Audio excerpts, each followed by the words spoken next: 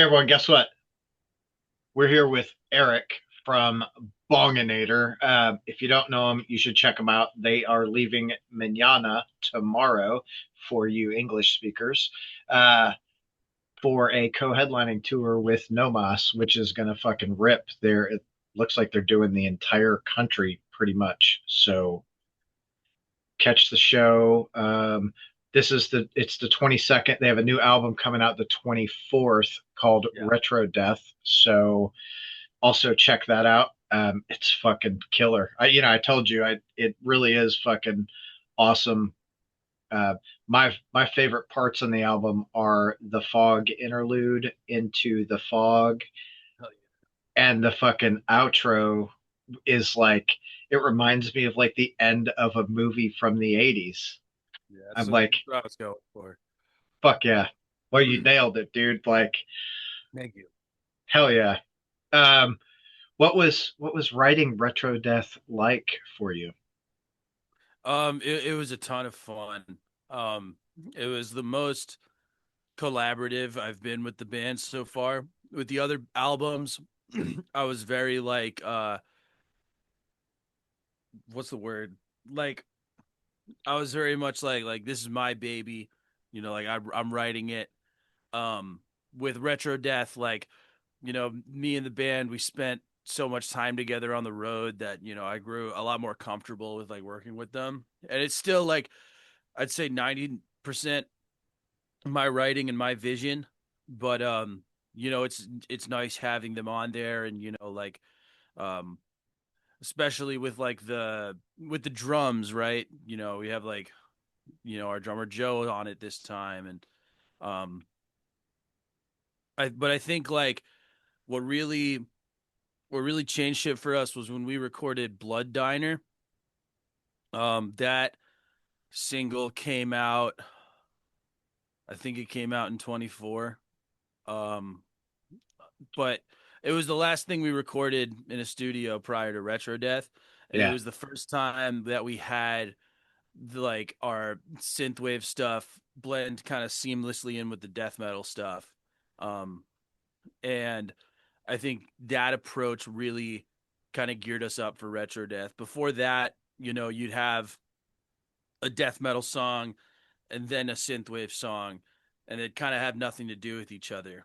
right. Um, but it's as you've heard with Retro Death, like that's not the case anymore. No, not anymore. It's fucking it blends really well together, and I think Thank you. if nothing else, I think where we are as people, we are more ready for something like this than we ever have been. What makes you say that? Well, I think yeah, I'm old first. Um, and when I growing up for me, it was if you listen to punk, you only listen to punk, and if I you see what listen, you mean. you know what I mean. But Yeah. now people are a lot more open to like the blending of styles. It's a lot more accepted. And I think the way you did it works really fucking well together. Thank you. When I first like started, doing more of the synth stuff with it, I was like hesitant because, of like, right, there's that kind of pressure of like, are people gonna like it? But I definitely feel like we've carved out our own kind of crowd, and people have just like it's been quite the opposite. People have wanted more and more electronic on the albums and stuff. So we really went for it with this one. Hell yeah. Yeah, I think, you're people, of course, people are, like I said, more open to shit like that. But look at bands like the Browning, I think, are doing really good. And they don't really do the synthwave thing. They do like EDM mixed with like a gent or whatever. Yeah, Um, yeah. They're what they do is far more modern. yeah, And not to say I don't like that stuff. I'm not big on deathcore, but I like that. I do really like that song. What's it called? Uh, it's like one of their more popular songs, and it's got that part. It's like yeah, forget what it's called. yeah. Me too. Like so the Browning to me are like super new. A buddy of mine a few weeks ago was like, "Hey, dude." check. Oh, I say a few weeks ago, it was a few months ago. Hey, check this out. I think you'll dig it. It's like this fucking super heavy with EDM, and I'm like, I'm not big on EDM at all. They've But then been I around list. since like MySpace. Like they've been kicking it for a while. Oh, I had no idea, dude. Yeah, but yeah, they still make music. They've been around for yeah a minute. Maybe not Yeah, MySpace, but you know, yeah. But a minute. It's yeah, cool though. It's cool that people are open to trying new things. Throwing in the synthwave or the EDM along with like death metal or fucking deathcore or right. whatever, because it's if you're doing death metal, you have this much to pull from. That's facts. You know, I always like I'm huge on EDM. It's really like all I listen to nowadays is like hard style and like um yeah, just like hard techno and like really cheesy stuff. Um, but I always try to explain to people it's like for that kind of EDM that I listen to, it's all about like speed, aggression, and bass, and it's like it's no different talking about death metal. That's what sure, makes death metal, you know. yeah, Um, there's obvious differences, but like in terms of like what it does for me as a listener, it like scratches the same itch. I could see that. I could see that completely. I think I never thought about it like in that in that format. I've got a buddy who's like, dude, listen to this, and he sent me a list of like I guess you'd call it hard techno. He's like, listen to this shit. I'm like, I'll try. When I get the like, I'm into something new, but overall, I don't know. It just guitar, bass, drums, Yeah, synth. Like, I'm cool with that, but I want to see a full band. When yeah. I go do something live. What are you most looking forward to with the tour? Like, what city? Um, Probably like our best cities by far are Phoenix, New Mexico, Phoenix, Albuquerque, and Boise, Idaho. And so Boise, like yeah, Idaho. we go nuts in Boise. They fucking love us out there. It's Hell insane. yeah. Um, yeah, we got a bunch of friends out there. That's kind of like when we do a big tour like this, it's really hard for us to get out anywhere on the West Coast without doing an insanely big tour, right? We're from like the exact opposite Yeah. pocket of the United States. That How long did it take you to like plan this out to fucking make that happen? At this point, not very long. We have a very talented and nice agent. His name's Ron Martinez. He yeah, he just got it done. I kind of like the way it usually goes is like I put out like a list of places that we want to go. I make like a routing. I send it to him. He kind of like fine tunes it, adjusts it, make sure we're playing in like the places that we should be playing. Um, we hit a lot of like B markets, and we do especially well in those. And he's always looking for like young DIY promoters that are kind of like kicking up like really tight communities in their areas. That that's what we fucking need. We need, Yeah, I I don't want to say we need a lot more of that, but we just need to focus more on that, I think, because those are the people that keep this shit going, especially at, yeah. the in the underground. Like, it's not, you don't have the big live nation connected promoters and what have you, um, throwing the When smaller we like shows.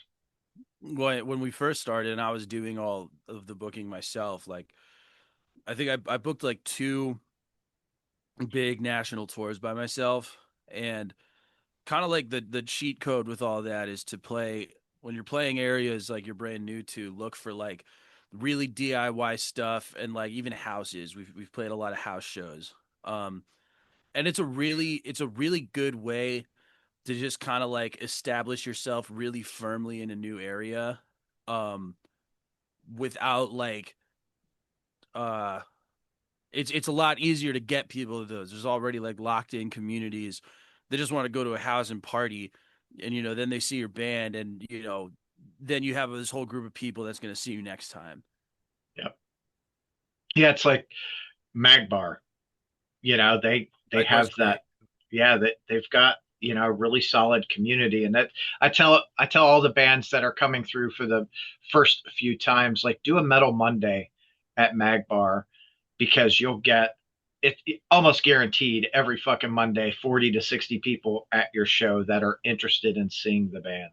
Yeah, that's fact. The first couple times we played in Louisville was at Highland Tap Room on their Metal Monday, and Yeah. that was really fun. But it quickly got to a point where we were like, all right, like, can't do this again. Well, yeah, dude, it was, it's so small, Yeah. and it's the same But it people. was a great spot to establish ourselves there. Yeah, it's the same community at fucking Magbar, Yeah. which is fantastic. Like, shout out to Jake and Brian and all of Yeah, you Jake, for, Jake was the one who booked us the first couple times. He's a great guy. yeah, for sure. I think I'm going to Nashville with him Friday. Oh, cool. Yeah. So I fucking love Jake. His band Redivider has Right. an album coming out in January. Yeah. Yeah, I saw that. Oh, dude, stoked for that. Like, I fucking, I love all those dudes. So, on Retro Death, for you, is there a song that really sticks out that you enjoyed making more than the rest? I think The Fog, um, it's like it's about Silent Hill 2, which like doesn't fit in with all the 80s stuff, but it's still like a retro game at this point. I mean, yeah, it's almost like 30 years old now. Um, and that one is just it was just like so far off from what we've done in the past that it was really fun to write. There's a lot of like organs and like stuff that I really like to use. Um, It's groovy as fuck too, dude. Like, it Thank makes you. you want to fucking dance. Yeah, you got to shake your ass to it. That's what like qualifies good music to me. Is like you got to be able to shake your ass to it. Um, and yeah, that's what we go for all the time. Is like shit that makes you want to move, whether it's moshing or yeah, just like shaking your ass. Um, the other song I really liked is "Who Let the Things Out." Um, which is like it's the last album song on the album. Obviously, there's the outro, Right. but it started out just kind of like as like a burner track, right? Like something I just kind of threw together. Honestly, the vibe I was going for was like 6 feet under, um, and I ended up using like a bunch of cool sound design on it that like made it a lot of fun to write. It's about a movie called Things. It's not about the thing. We already have a song about the thing. This song is about the movie Things. It came out in 1989, and it's like just some shot on video garbage. Uh, Insanely bad movie that like I highly recommend to anyone. I I love that. Now I have to go watch that. It's Like, it's it's incredible. Yeah. those those are some of my favorite ones that, like, not even a D class movie. It's like, oh, John and Steve fucking shot this in their backyard one night. They Yeah. were wasted. Like, all right, cool. That's what I want to watch.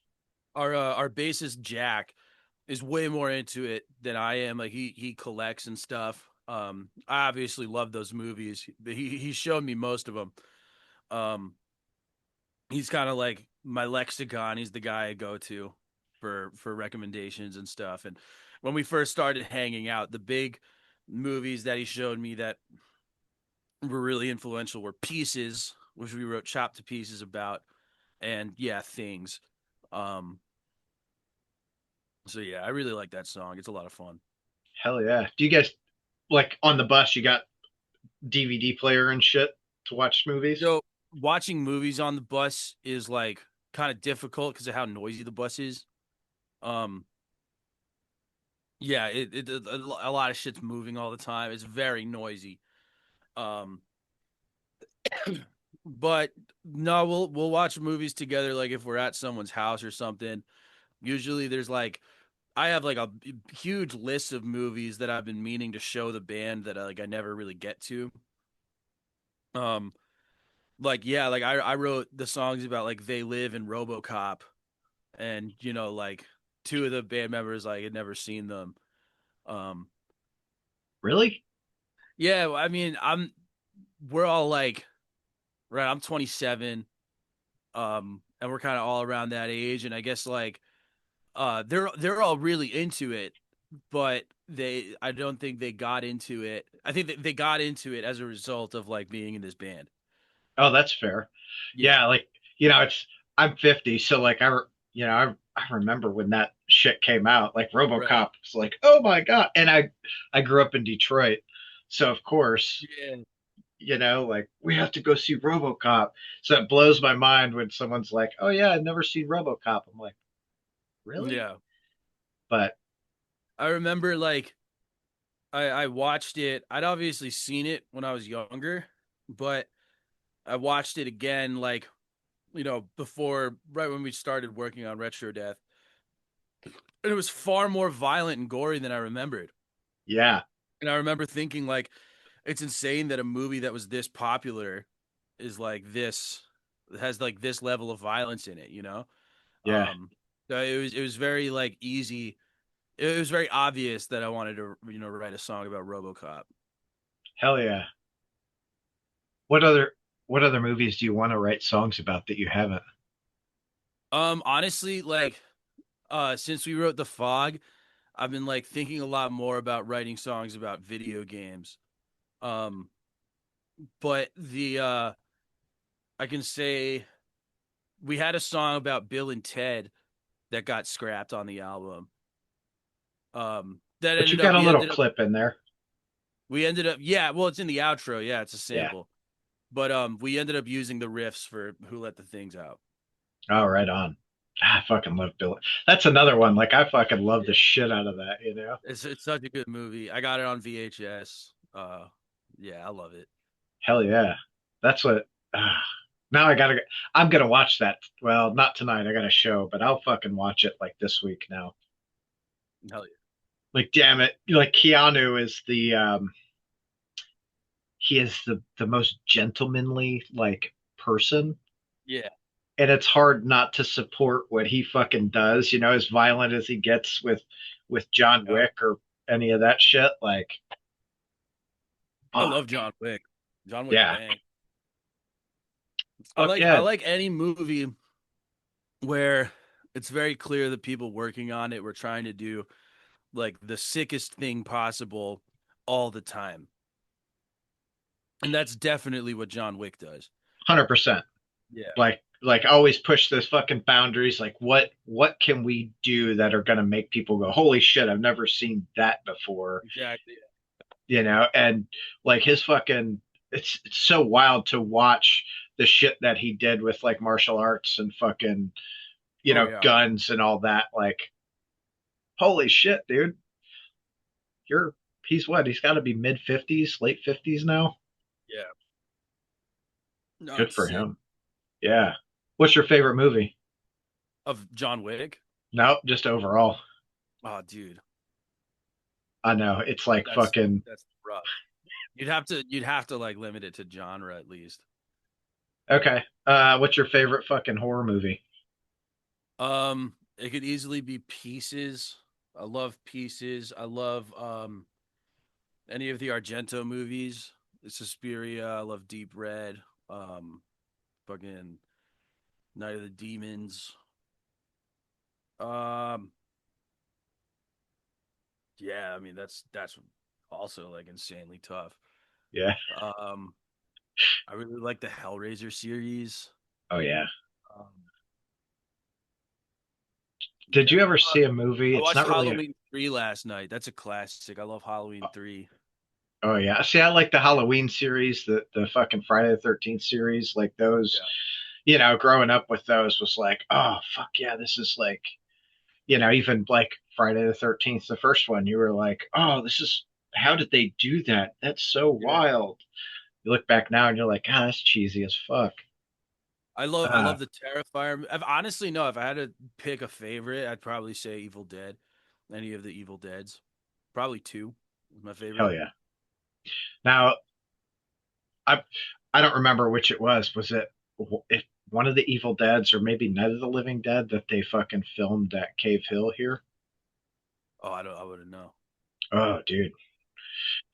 I'll have to look it up after and fucking shoot you a message. But like one of those movies they filmed at Cave Hill Cemetery, or at least part of it at Cave Hill Cemetery, and that's where like Colonel Sanders is buried and Oh, fucking nice. Muhammad Ali and shit. Wild. Not far from Magbar. That's cool. I'll check it out. Yeah, or not, whatever. Uh, how long are you guys on the road for Retro Death? Is it like it's like 5 weeks? 7 weeks. 7 weeks. Yeah. Yes. What are the bus rules when you're on tour?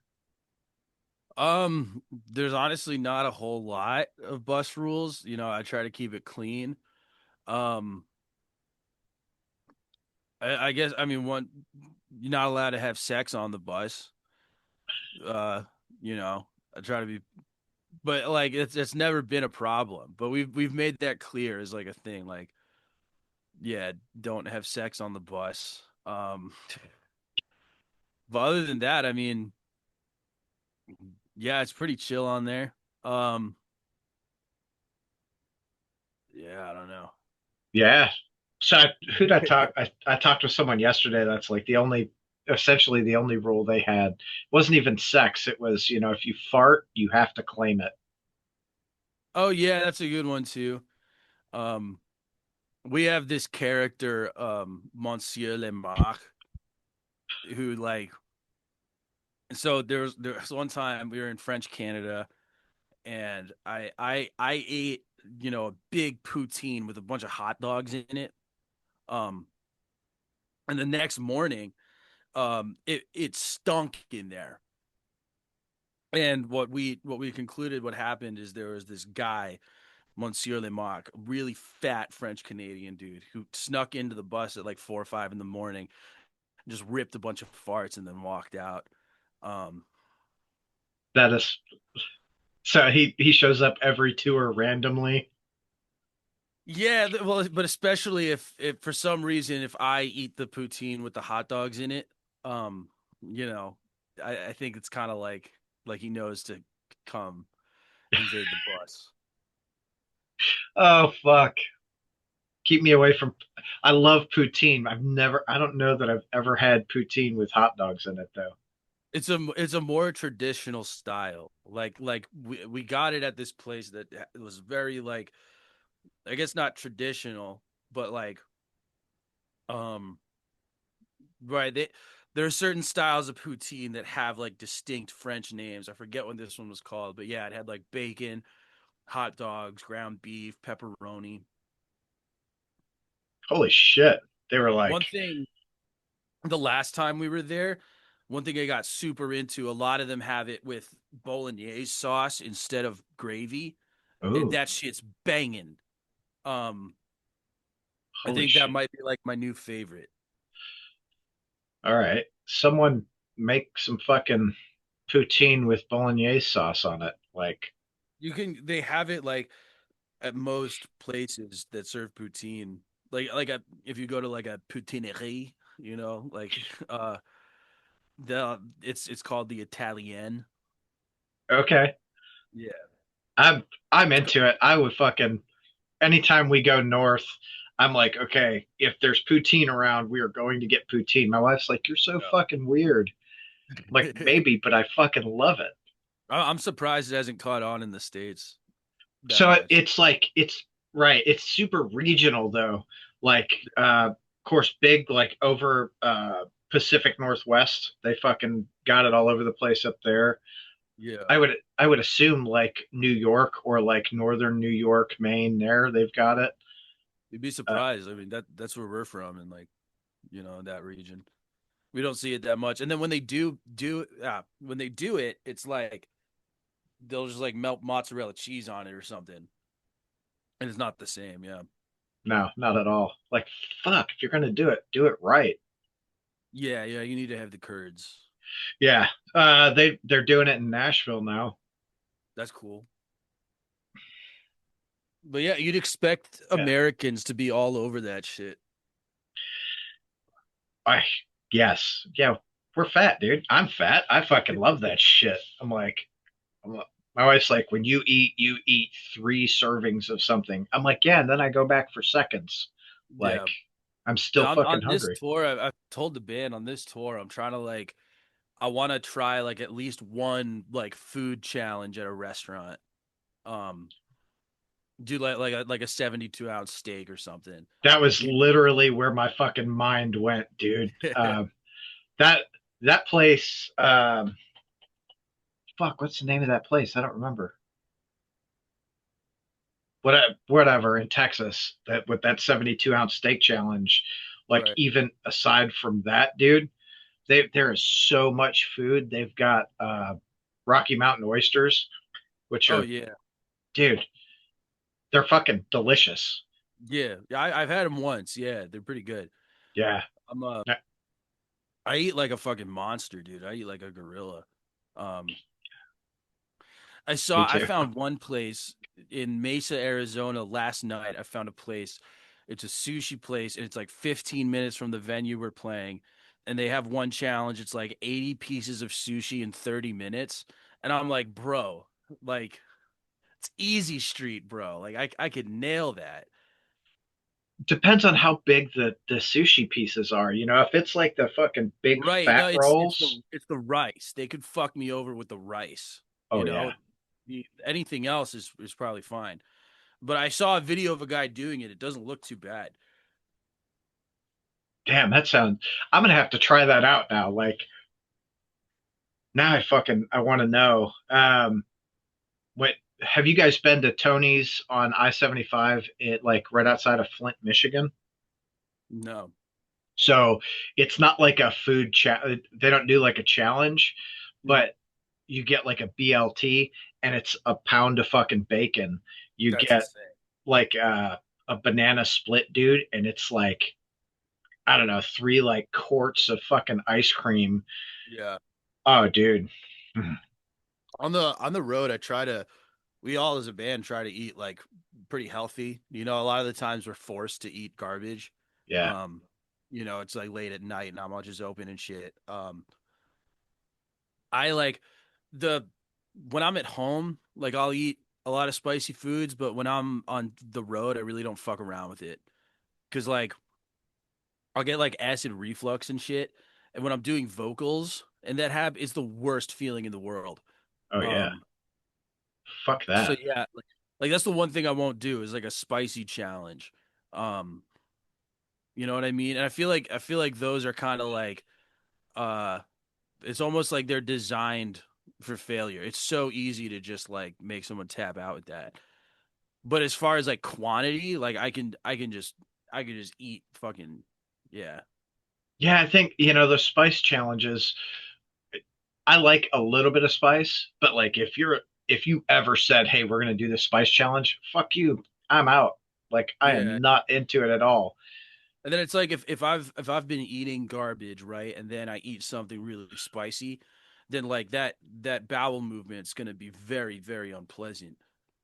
Oh, oh yeah, and everything leading up to the bowel movement too. The bus is gonna be like, "Oh, dude, did Mansoor fucking show up 10 minutes ago?" Like, yeah, he did. One thing on the bus is like if you eat and then lay down too quickly before you digest, the bumping can like really fuck you up. Ooh, I never. That's something Ugh. I've noticed. Yeah. You're like, fuck. No, I just ate. I can't go to sleep yet. Damn it. Yeah, you got to wait like 20, 30 minutes before, you lie down. It's like going in the water. Don't go in there, you'll cramp up. No, it just makes you sick, and then you shit all over the place. It's fucking terrible. What kind of merch are you guys taking out on the road for the Retro Death tour? We got shirts. We got actually, yeah, right here I have we got our vinyls. Yeah, these ones are like uh it's funny enough. We so what it is like the plant will do like they have this option where they take like recycled wax from other records and they just press it. And we ended up getting, I thought it was going to be completely random, but we got a bunch of these like dark green and black variants. Oh, that's fucking cool. Yeah. So I actually really like this. It's very like weed smoke esque, you know? Yeah. Um, It's like a real light colored like weed. then we also have the purple ones, but then we got the CDs here. CDs nuts. And the I love the disc image, right? It's like reflective with the text printed on it, Yeah. and it's got that blood splatter. I love that. Um, and then we got these tapes too. They're very, very like basic. What I was going for was like on old like Mac 2s and Commodores, they used to load computer programs and games on a cassette tapes. I was kind of modeling it after one of those. Where does that interest come from for you? Like all that old retro shit. I think it started with the angry video game nerd. You know who that is? Mm-mm. It's just like a guy on YouTube on the internet who like reviews old video games, retro games.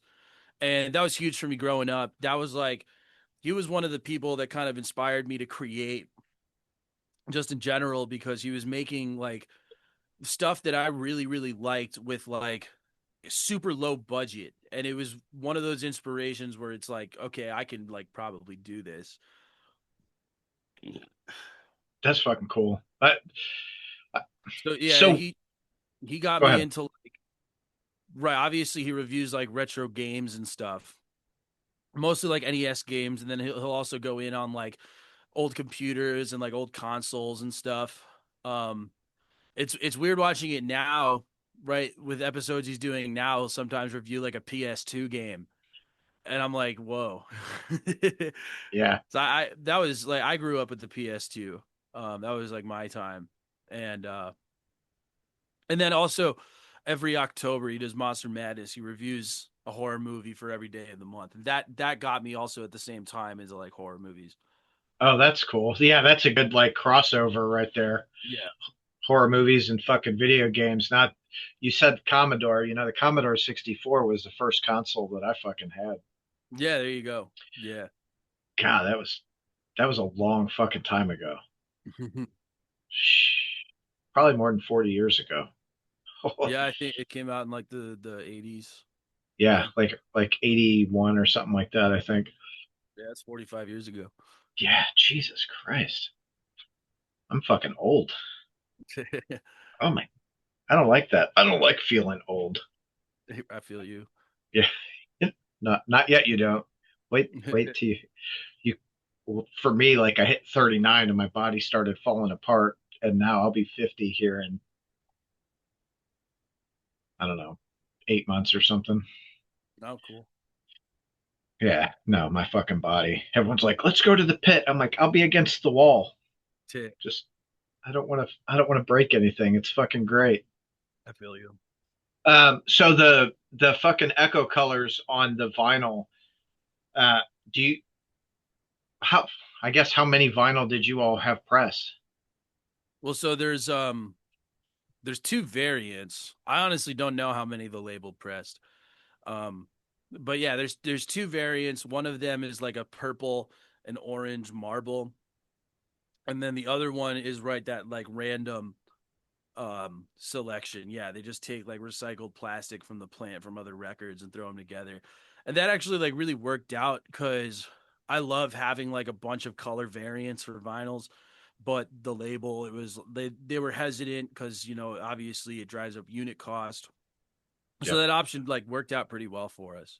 Yeah, the echo, that echo option is super cool because you don't know what you're gonna get. It's super fucking random. You might Yeah. get green, you might get shit that's like really black with a little red or whatever, because it's Yeah. literally whatever they have available. That's that's good shit. Oh, you collect vinyl? No, I do not. I don't really collect a lot of physical media to be honest. I don't blame you. It's fucking expensive. Yeah. I get a lot of it. Like I get a lot of free tape. I have a small little tape collection, but it's not something that I like actively collect. Damn. Yeah, I do. And it is so fucking stupid. Uh, God. I've got a stack of records on top of my shelf right now I'm trying to sell.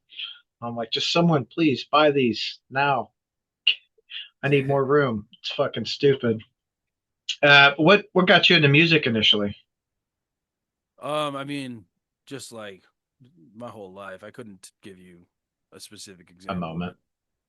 but Yeah, yeah. I totally get that. Oh, it was just you kind of fucking born and go, I need that, whatever that is. yeah, my brother was really like growing up. My brother showed me like Linkin Park, and he was really into like Blink-182 and stuff. He showed me a lot of music that I, you know, really liked at a young age. And then I played a lot of the Tony Hawk games. You know, those are killer soundtracks. Played a lot of like Guitar Hero and Rock Band. And I think you'll hear a similar story to a lot of people my age. Is you know like they play Guitar Hero, um, and Yeah, that's like kind of their first introduction to metal. yeah. I guess you're right. Like, it's so. I guess for me, it's fucking weird to think about that, but it's that's the reality. Punk and metal. I think good thing for Tony Hawk, like introducing so many people to Yeah. these different genres. I mean, they had killer soundtracks. They still do. Tony Hawk's Underground 2 had Deadly Sinners by 3 Inches of Blood. And I really liked that one. Yeah, I'm glad they're playing together again. Yeah, I want to see them. Yeah. But it seems like they haven't like come to my area quite yet, or at least like I've been on tour when they do. Well, you But do yeah, the realistic band. you do the fucking death metal bonanza thing, right? Yeah, There you go. they might be kind of expensive. It's a very DIY low budget festival, but I mean, yeah, that would be cool. Yeah, I'll be like, hey Ash, fucking hook me up. One of the guys in 3 Inches was in a band called Black Wizard, and I saw them with Weed Eater a few years ago, and they were really cool. I'll have to check them out. Yeah, and I know they're really tight with the guys in There's that band Ancients. It's Yeah, oh spelled with yeah, like two eyes. Yeah, and that's also like really tight in that like Canadian group of bands. yeah. They're ancients. I think they leave for tour here in like 2 weeks. Maybe they're going out with Howling Giant for a month or maybe a little more than a month. That's cool. Yeah, that'll be a super cool fucking tour. And Ash, the 3 Inches drummer is playing with Revocation now. I think he joined back in like 2016. That's right. Yeah.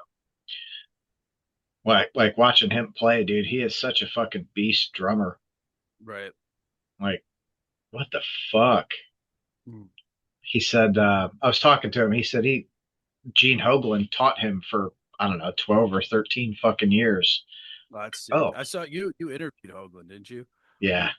Yeah. I was checking you out and I saw some of your other interviews. Yeah. Gene's always fucking super, super nice. That's Every time I fucking met him, everything I've ever heard is that he's one of the nicest guys in metal. And I got to take my daughter 2016 or 2017. We went to Cincinnati to see Testament and Sepultura.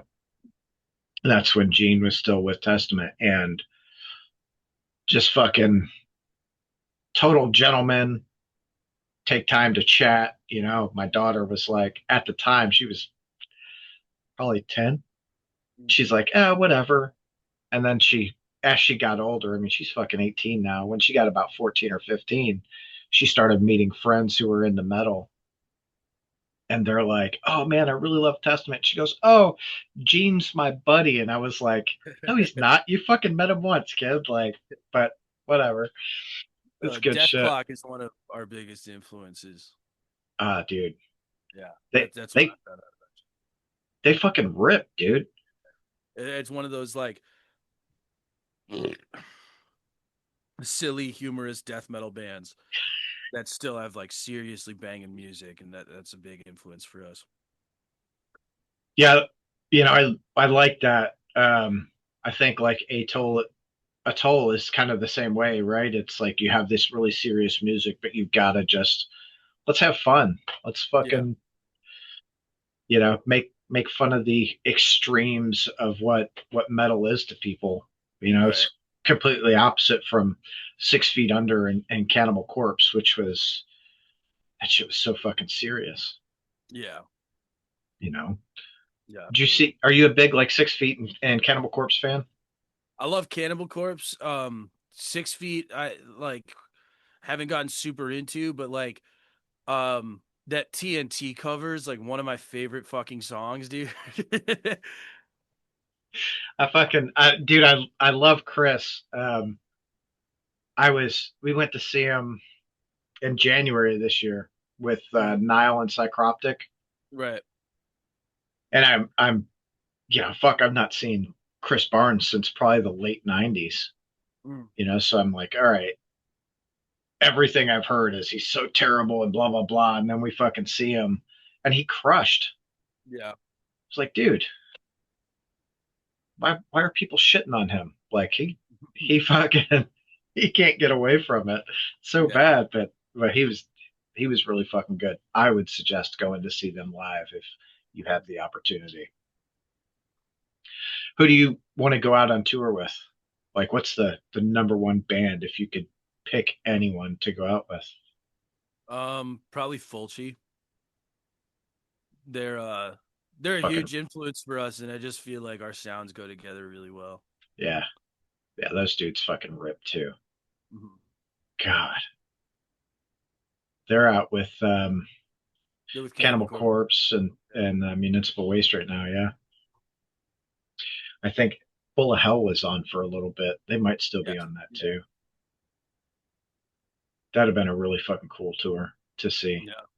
We've played with Fulci twice when they came to Boston, and their new US vocalist Jason, we did a tour with his other band Left to Rot like way back in the day. Not like it was like 3 4 years ago, but like when Bonginator was like first coming around. Yeah, Um, and yeah, no, super nice guy. And then when we saw he got the Fulci gig, like that was just insane. yeah. It's so wild to see how like that the international touring works for bands because it's the same Yeah, way with like Psychroptic when they come over, they've got a different vocalist too. right. They've got what Jason Kaiser from Origin, Yeah, just fucking cool. Do you guys plans to go over to Europe? it's like something that we've been actively working on for a while. Yeah, it's something we really want to do. Yeah, I think a lot of places over there you don't really need a visa. Not no, Is not if you're from the States. No. We Yeah, kind of make it really difficult for people. Um and yeah, it's like a not lot more so than it fucking needs to be for sure. yeah. And it's very unfair, how much hoops these guys have to jump through just to get to the US. Well, and then yeah, and it's not even like guaranteed that they're going to get approved to fucking Yeah. come. Um, I was just watching an interview with someone. They're like, "Oh, we spent 20,000 on fucking visas and to speed them up and shit, Yeah. and it didn't even it didn't even happen." I'm like, "What fucking bullshit is that? Like, if I'm Yeah, it happens all spending the time. money, like, Man. fuck that. Like, unless you're a fucking rapist, a pedophile, or a fucking murderer." And even murderer, I don't really care. It's the rapist and pedophile that I have the fucking issue with. Like, Yeah, they really just don't want people making money here. Um which is fucking stupid. I think it's really dumb, like there's that whole thing on the Statue of Liberty. It's like Yeah, yeah, whatever. Like, to be a land of opportunity, you know? it is, but not for us. Yeah. Whatever. I don't want to be a fucking doctor. Yeah. Like, I'm not into that. But I'm totally into fucking going over to Europe, dude, because I feel like you guys would do really fucking well over there. I do too. Yeah, yeah. I think we're just looking for like a band out there that wants to take us out. 'Cause we wouldn't want to go there and do a headliner and like no one Right. knows who we are. But yeah, I think this new album when it drops, like it'll get a lot more attention. And we're on a German label, so That's cool. Um, yeah, we got that, people working on that's fucking cool. Um, I I I wonder who I know that could like help because I feel like we can make a connection for you and it. fucking get you. We got shit in the works. We also know bands. I talked to Party Cannon a lot. I know they dig us and stuff. Hell yeah. It'll happen sooner or later. Hell yeah, you better be saving that money for those fucking flights and shit. Have you thought about like the logistics with equipment going over there? I mean, the way bands always do it is they just rent a whole bunch of stuff. Um, then yeah, like if you tour with another band, you try to share Backline as as much stuff. much. Yeah, save some money. I know there's a band out of Cincinnati called Valley of the Sun, Hmm. and they tour Europe so much that they've built up their equipment and just they have a European set and a Right. North American set. So Yeah, that's really the way to do it. Yeah. yeah, then you're not renting equipment, but at the, what's better, like renting the equipment or paying for the storage of the equipment if you're not over there? Yeah. Who knows? Yeah, all that fucking economical stuff that doesn't make sense to a lot of people. To me, I'm Yeah. fucking whatever. Who did the art for Retro Death? His name's Dan Goldsworthy. He works with a lot of bands, and some notable work. He's done a lot of work for Aborted. He did that album art for the Corpse Grinder album. Um, yeah, just really good, really sick artist. It's very similar to like Ed Repka and all those like Death and Megadeth albums. We knew for Retro Death, we wanted it to look like that. Yeah. Hell yeah, yeah. It kind of goes with that fucking whole aesthetic. Yeah. You guys doing album cover shirts? Yeah, we have some. Hell yeah. And are you doing like tour dates on the back for this run? I think it has the track listing on the back. Yeah. Okay. Hmm. Do you guys do tour specific shirts? We have. Yeah, they go well. Um, but yeah, I think for this one, we just wanted to push the album as hard as possible. Yeah. Though it's just smart. You're touring on the album. You've really got to fucking push it. Yeah, yeah, that's the whole idea. Yeah. Yeah. Promotion, marketing, all that good fucking whatever. Um, I don't know. It's early, dude. I'm like not fucking with it right now. Yeah, I feel you. Like, who's what was your first concert that you ever went to? It was Cannibal Corpse and Behemoth on that Satanist tour. Oh, that's fucking dope. I think it was 2015. Yeah, I was like 16 years old. Fuck. That's a killer first concert. Yeah, yeah, it was awesome. Yeah, I had a great time. That was like my first exposure to it, and I, completely fell in love with it. Do you remember what your thoughts were when you were leaving? It was just like, when's the next one? Yeah.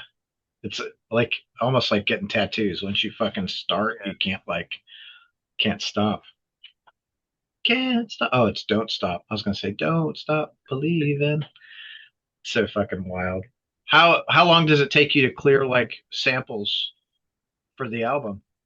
We didn't have to clear any of the ones we used. It's all, fair use. I mean, typically the way to go is like there's always like some other sort of music under it or like some sort of effect on it. The only one on there that's actually like ripped straight from something without any alteration is the one before Ninja Turtles. Um, but yeah, no, we haven't had to get anything cleared like that. Um, which is pretty cool. I know how to work that. Good for you. Like, there's so much licensing shit, when it comes to fucking samples and all that. And sometimes they were doing, got a buddy that was putting out a cover song. It was supposed to be out like last October, and it took too long to get the licensing, the clearance from, I think, Danzig's camp. It's yeah, it's different for like covers or like if you're sampling like a different song, it's Yeah. very very different as opposed to like yeah, right, like a death metal band that has like max 20K monthly listeners just wants to use a movie sample, uh, typically no one's going to sue you unless there's money to be made, Yeah. you know, Yeah. You kind of fly under the radar at that point. Like, a little bit. yeah, but what happens when the song takes off and you go from Yeah. 20,000 to fucking 2 million listeners? They're like, oh my God, you're making $1,500 a year from the streams. We want that. You're like, Yeah, oh, but I don't think yeah, none of the samples we use are like need to be cleared to that regard. that's cool. That's super cool. It's a smart way to do it. I feel like um, Puff Daddy, when he did the police song, or was it Sting? You're right. I know what you mean. Yeah. Yeah, he didn't clear it. He got raked over the fucking coals. Yeah. Uh or like Robin Thicke, Martin Gaye, that kind of Yeah, stuff. Yeah, it happens a lot. Usually when that happens, it's like the only motivation there is money.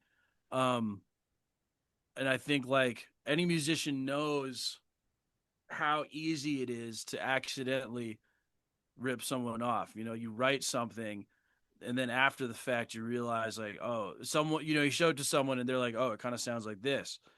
Um and I feel like that happens all the time. And I feel like a lot of people should just be a little cooler about it. yes. Yeah. Well, especially, if you're like writing something, like there are only so many chords and so many times you can, like chord progressions and what have you. Shit is gonna sound similar to other things at some point. Yeah, and I think like the only time like you really draw the line is like, is this work actively pulling listeners away from the source material, which I think is very very seldom the case. Right. Yeah, you're not, if you write a fucking Metallica styled riff, it's not gonna be, you're They're not not gonna, hurt. Yeah, no, no. But people are greedy, dude. yeah. It's I mine. listen to so much EDM and like so much of the stuff I listen to is yeah, just like remixed or just like straight up ripped off melodies and like stuff. But in that community, it's like so cool. Everyone's down with it, Yeah, and it's just sick. Uh, and yeah, I feel like maybe the metal community has something to learn there. I could see that. Yeah, It, not just metal, just like in general. yeah, Uh, pop, like fucking everything. Like, yeah. yeah, But like I said, like the only time it ever comes up for any artist is when there's money to be made. Um, yeah, that is true. That is that. Yeah, if there's no money, they don't give a shit. right, They're not looking for that for sure. The lawyers aren't looking for that because right. how do you take blood from a turnip? Like, you just can't. Do you feel like listening to the EDM uh, influences the riffs that you write? Not not exactly. Um, I think it influences me a lot with like production, um, and like uh toward like sonically and like how shit sounds. But I mean, musically, it's insanely basic, right? Like, it's all just like four on the floor kicks. Oonch, oonch, oonch, Yeah, oonch. Yeah. insanely simple drum beats and melodies. I wouldn't say so far as like an influence, but sometimes I'll hear something and be like, yeah, that's cool, and then I'll fuck around on guitar or something.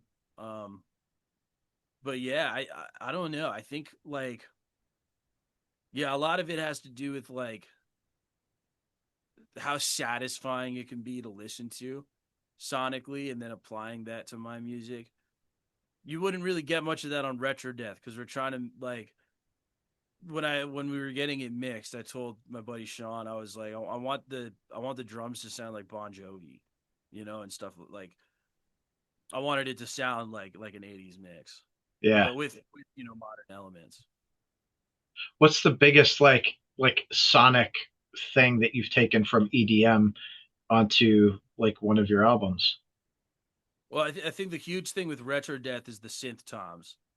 Um, and when we play live, our drummer has a sample pad that has them loaded on there, so he doesn't have any rack toms. It's just a sample pad with the do do do do. I was wondering about that too. I was like, I wonder how they recreate that live because I hear that and I'm like, fuck, I feel like we should be like skating in the 80s or something, Yeah. like gleaming the cube, dude. Like, what the fuck? So that was definitely like, I guess you could say it was like kind of a big risk to take.